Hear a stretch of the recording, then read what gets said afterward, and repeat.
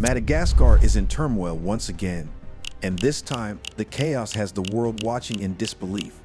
In the capital city of Antananarivo, thousands of Gen Z protesters flooded the streets over the weekend, cheered on by a surprising group of allies, the army. Soldiers, once seen as loyal protectors of the president, were seen standing shoulder to shoulder with demonstrators demanding change. President Andry Rajoelina, clearly rattled, released a statement alleging that an attempted coup was underway, accusing the military of trying to seize power illegally and by force. But is this really a coup, or simply a nation's youth rising against decades of corruption, stagnation, and broken promises? To understand what's unfolding, one must take a step back and remember Madagascar's long, stormy dance with power. Since gaining independence from France in 1960, the island nation has experienced political instability more times than most can count. Coups, protests, and short-lived presidencies have punctuated its history like clockwork. And in the center of this latest storm is a man who once wore the crown of revolutionary himself, President Andry Rajoelina. Ironically, Rajoelina's own journey to power began through a coup in 2009, when, as a young former DJ turned mayor, he led a movement that toppled then President Marc Ravalomanana. His rise was backed by a powerful military unit known as CAPSAT, the same elite force that has now turned its back on him. Talk about history repeating itself. It's almost poetic or tragic, depending on who you ask. CAPSAT, once his greatest weapon, has now declared that it is in control of all armed forces, land, air, and naval. Their defection to the protesters' side marks a dramatic twist in a country already teetering on the edge. Soldiers from this unit were seen escorting thousands of demonstrators through the streets, refusing orders to fire on them. What happens when the hand that built you decides you've outlived your purpose? Rajoelina is now learning that loyalty in politics, especially in Africa's turbulent military circles, is a currency that can devalue overnight. The roots of the current unrest stretch back to late September, when Madagascar's Gen Z, the country's restless, tech-savvy youth, took to the streets. Initially, their grievances were about blackouts, water shortages, and unbearable living conditions. But like fires spreading through dry grass, those frustrations evolved into a full-blown movement against corruption, nepotism, and economic despair. It's no wonder the anger has reached a boiling point. Nearly 75% of Madagascar's 30 million people live in poverty, and the country's GDP per capita has plunged by 45% since independence. Despite being the world's largest producer of vanilla and a significant exporter of nickel, cobalt, textiles, and shrimp, the benefits have barely trickled down to ordinary citizens. How long can a young population, with a median age under 20, tolerate such inequality while watching the ruling elite live in luxury? The protests have not been without tragedy. The United Nations estimates that at least 22 people have died in the clashes, though activists say the number is higher.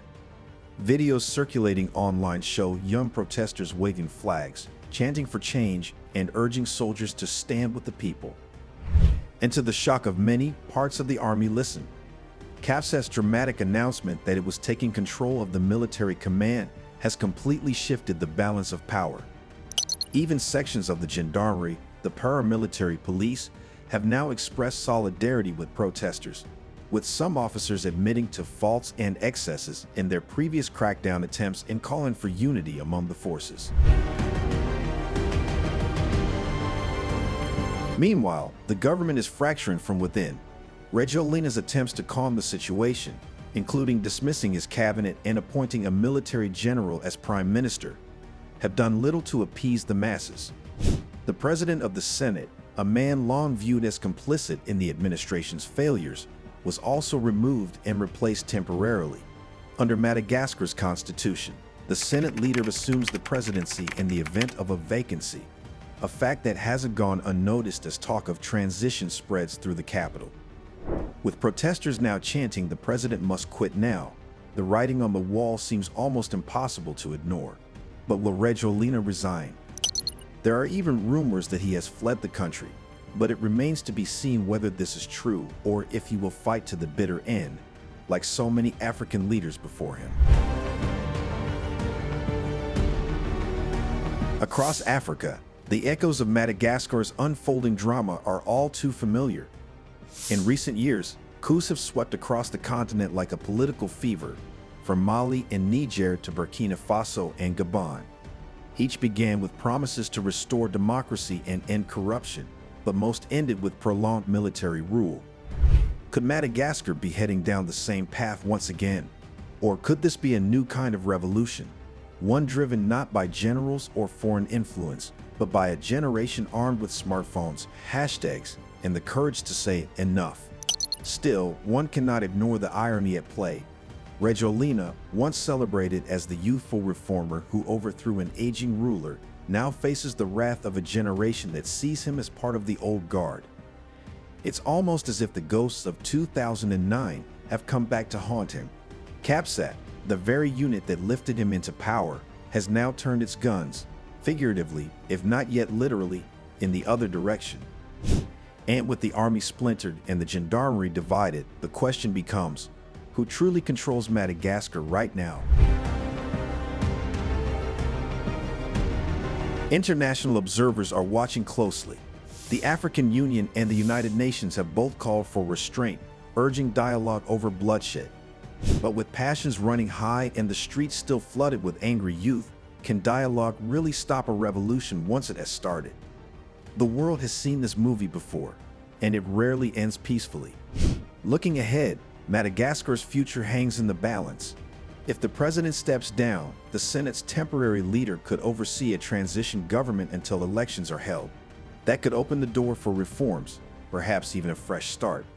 But if Rajoelina digs in, the risk of violent confrontation grows by the day. Either way, Madagascar seems destined for another turning point, one that could redefine its politics for decades to come. What's most striking, however, is the symbolism of it all. A country whose name evokes images of exotic wildlife and natural beauty is once again being consumed by political survival games. How many times must Madagascar rise and fall before it finds stability? How many young lives will be lost before leaders realize that governance, not power, is what truly sustains a nation? As dusk falls over Antananarivo and chants echo through the night air, one thing is certain: the people of Madagascar are no longer afraid.